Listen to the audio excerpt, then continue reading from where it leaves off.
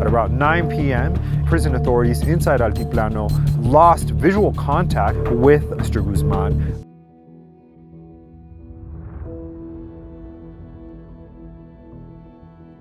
Number 10. You left the keys in the ignition?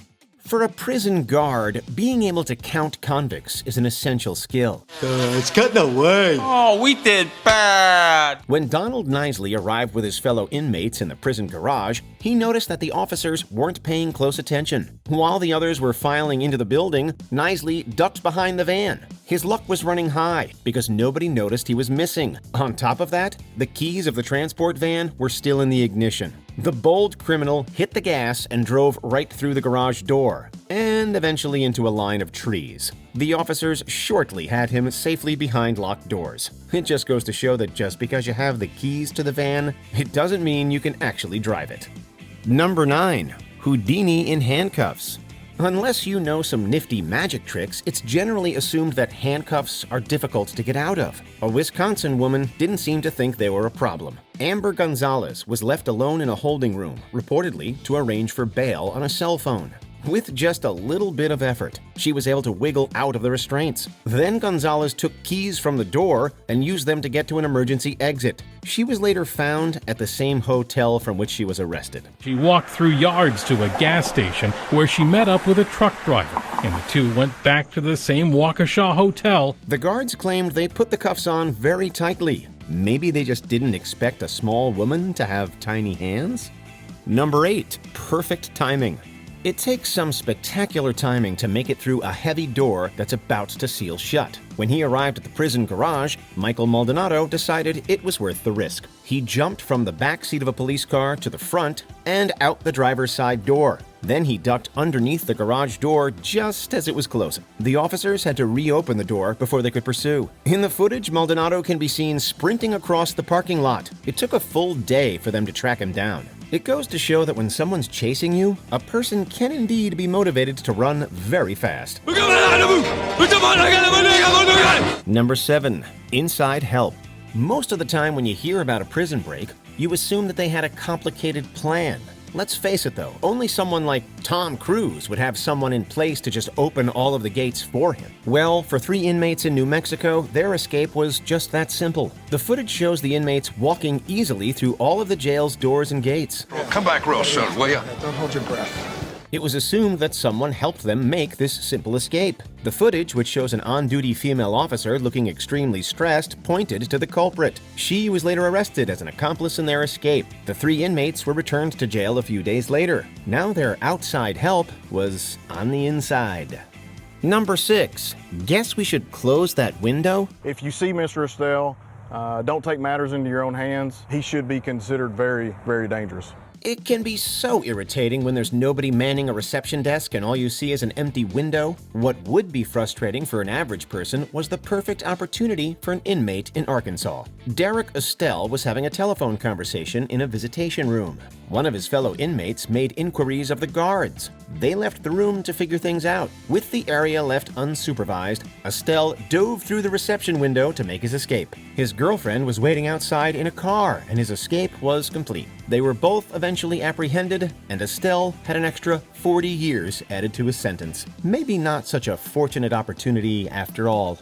Number 5. If at first you don't succeed, escaping prison by helicopter is a fairly impressive feat. How about doing it twice? Vasilis Palakostas was known as the Greek Robin Hood because he gave money he stole to those who didn't have as much. It was quite a media sensation in 2006 when he escaped his 25-year prison sentence. 2 of his friends rented a tourist helicopter and made the pilot land in the prison yard. A year after he was returned to prison in 2008, Palakostas escaped again in almost the exact same way. This time they climbed a rope ladder to the helicopter to escape.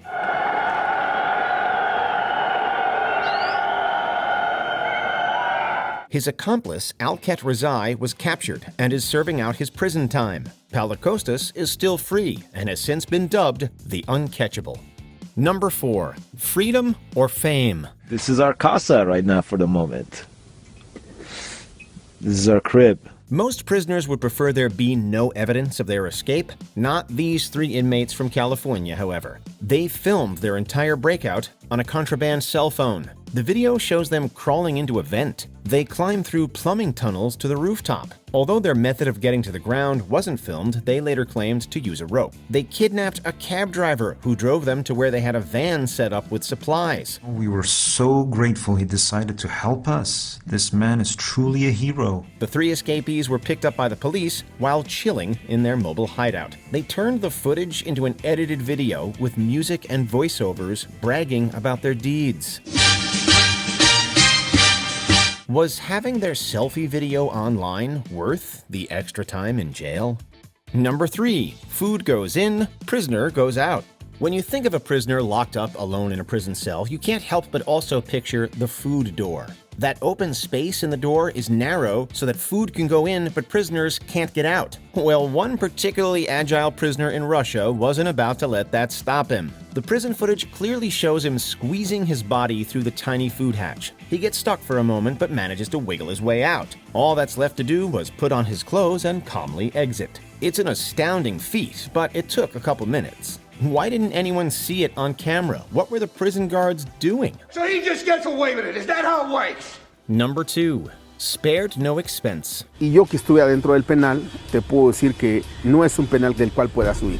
Worried that he would be extradited to the U.S., Joaquin El Chapo Guzman decided to leave his prison cell behind. His family and friends built a mile-long tunnel that connected to the shower of Guzman's cell. The prison footage shows him putting on his shoes and then disappearing behind the low shower wall. Evidence suggests that he then used a motorcycle on rails to travel to the end of the well-lit tunnel. It's hard to imagine that the construction of a well-equipped escape route would have gone unnoticed. Was it a true breakout, or was it a well-orchestrated drama to hide the involvement of the prison security?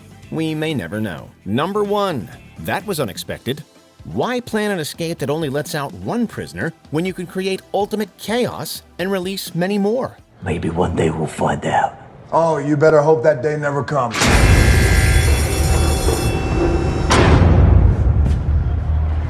Nobody knows who planned this tumultuous escape, but it was simple and effective. In 1995, a bulldozer slammed into the wall of a Danish prison. Emotion. A TV crew showed up just in time to film between 12 and 13 prisoners running away in a cloud of dust and debris. The police detained one of the cameramen because the timing of their arrival seemed suspicious. Only 3 of the escapees were ever caught. It's also unclear if anyone was driving the bulldozer when it slammed into the wall. It could have been a machine uprising, but more likely the driver escaped in the chaos. Did you enjoy this video? Check out these other clips from WatchMojo, and be sure to subscribe and ring the bell to be notified about our latest videos.